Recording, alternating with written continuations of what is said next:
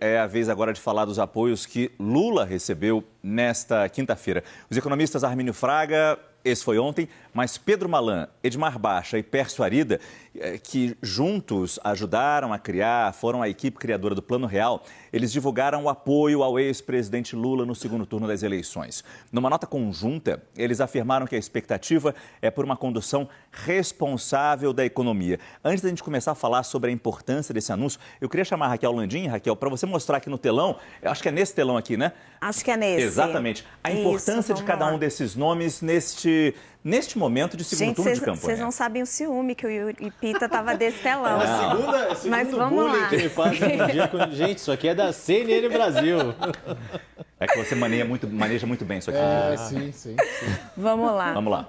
Então, Márcio, como a gente estava falando, hoje o Lula conquistou o apoio dos criadores do Plano Real. E aí estamos falando do economista André Lara Rezende, que ele já tinha tido apoio no primeiro turno, Edmar Baixa, Pedro Malan, que era o ministro da Fazenda, Pércio Arida. Armínio Fraga não teve nesse time inicial, mas foi muito importante ali num momento posterior para controlar o valor da moeda. Você quer comentar isso aqui primeiro ou a gente já toca para as outras telas? Você pode ir falando como você quiser aí. Então, hoje eu fui questioná-los para tentar entender o porquê desse apoio, principalmente esses que não o fizeram em primeiro turno, né? Se estaria focado na economia e não está, na verdade, porque não foi um apoio condicionado, não foi apoio que o PT entregou algo em troca. Foi um apoio, segundo eles mesmos dizem, com uma base democrática. E aí eu coloquei uma provocação. Falei, qual a garantia que vocês têm de que Lula é mais democrático do que Bolsonaro? Né? A gente tem todos os ataques do Bolsonaro ao STF, mas a gente também teve Lula fazendo declarações, por exemplo, de regulamentação da mídia. E aí eu encontrei um cálculo muito mais... cálculo mesmo, muito mais de economista do que, acho que, um embarque solitário na campanha petista. Eles me disseram que essa decisão foi tomada depois da composição do Congresso, depois do Congresso que saiu das urnas. O que eles acreditam é, com esse Congresso de centro-direita, particularmente o Senado, Lula estaria controlado nos seus arroubos aí contra a democracia. Bolsonaro não. Bolsonaro seria endossado por esse Congresso. Daí esse apoio. Senta lá, Raquel, antes que o Yuri te dê um empurrão para você cair aqui no palco. O Yuri não gosta, ninguém chega perto, nem toca, encosta aqui. Mas é interessante você falar isso, porque na resposta depois. Na carta, ele é gentil. Na carta, eles falam, este governo não fez reforma tributária, não fez abertura de mercado, nem as privatizações que prometeu. Quer dizer, tem um componente econômico, financeiro aí também, né? Olha, vamos lembrar também as coisas pessoais. Pércio Arida, Edmar Baixa, Pércio Arida com certeza, e Paulo Guedes, eles não se gostam, né, cara? Isso aí é uma briga, Naca também, é uma briga, assim, histórica, de muito tempo. Ao próprio governo Bolsonaro. Exato, exato, assim, é quase mesmo uma rixa, né, emocional. E sim, eles têm muitas críticas à condução desse governo. E eles acham que a questão democrática, ela também leva a um governo economicamente mais saudável. E, sim, é claro que eles vão colocar isso aí na nota. O que eu estou te trazendo é a apuração mais de bastidor, mais de fundo da conversa pessoal.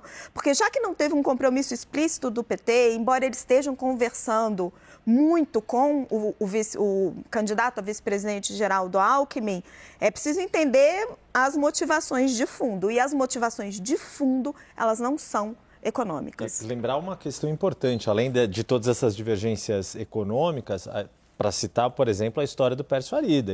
Ele enfrentou a ditadura, tem toda uma história de perseguido político, de ter enfrentado a repressão militar, ou seja, e aí na campanha de 2018 ele já deixou isso mais evidente quando ele trabalhava com Geraldo Alckmin no programa de governo, na sua oposição a Bolsonaro, e é claro que isso entra na conta também. Mas é um gesto que surpreende, sem dúvida. Eu não sei todos, mas alguns que eu conheço bem, eu tenho certeza que nunca apertaram o 13. É interessante perceber. Verdade. É interessante notar isso e a gente vai fazer daqui a pouco esse contraponto. O que a gente já sabe da política econômica de um governo, das propostas econômicas de um lado, do outro lado, e o que ainda está nebuloso para Raquel e o Naca nos explicarem. Agora, Naca, hoje, quando saiu essa notícia de Edmar Baixa, Pedro Pedro Malan, Pércio Arida, Armínio Fraga. O presidente fez uma publicação no Twitter, colocou os 4 nomezinhos e falou: eu tenho Paulo Guedes, numa ilustração lá de um filme da Marvel, de Hollywood aí. É o equivalente?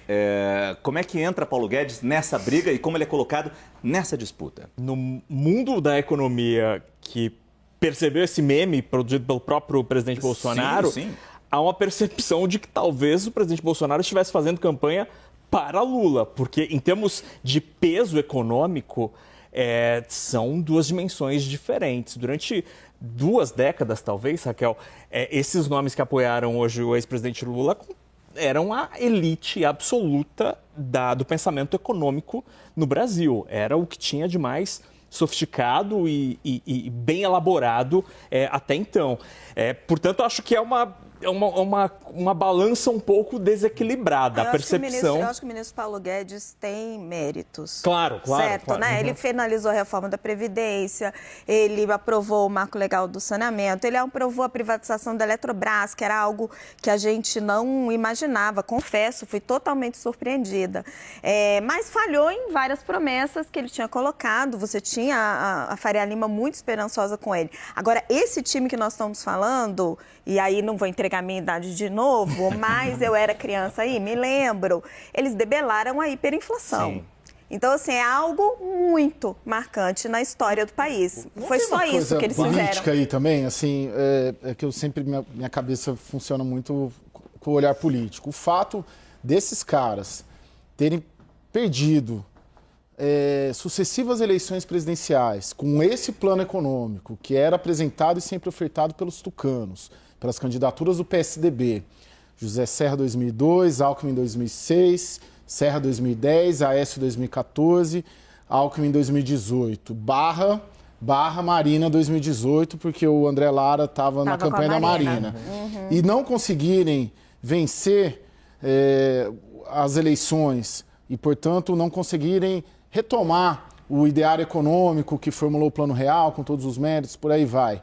E vem o Paulo Guedes, que era mais ou menos, tudo que eu já li sobre essa rixa toda, era considerado meio que um patinho feio por essa turma, e consegue ganhar a eleição. Esmaga os tucanos, porque o que o bolsonarismo fez foi isso, esmagar os tucanos, haja vista 13 deputados que o PSDB elegeu domingo. Não tem esse componente político também, esse caldo político, então, em tudo isso? Mas eu acho que o componente político, ele não é eleitoral. Não é a chapa de João ou Maria contra José. É uma camada um pouco mais estrutural da história. Esse tema democrático, a democracia, que está muito intrínseca neste posicionamento, me parece mais importante neste momento para esse grupo. Eu não tenho a resposta. Claro, porque para eles têm uma visão muito moderna da economia, de entender que, por exemplo, práticas ambientais, respeito às políticas sociais, de governança, são um item importantíssimo. Sem isso a gente não consegue avançar. E sem a democracia nada disso acontece. A sua provocação é perfeita. Só que a gente tem que ponderar que eles perderam para o PT e eles perderam para Bolsonaro. Sim. E aí, entre os dois, eles fizeram uma escolha. Então, não dá para você falar que eles estão contra o lado que os derrotou. Entre os 2 lados que os derrotaram o seu grupo político, porque o PSDB não começou a morrer agora, eles escolheram um lado. Sim. Posso dar um passo atrás nessa escolha de segundo turno? Porque também todos eles estavam naquele campo que foi representado pela candidatura da Simone Tebet.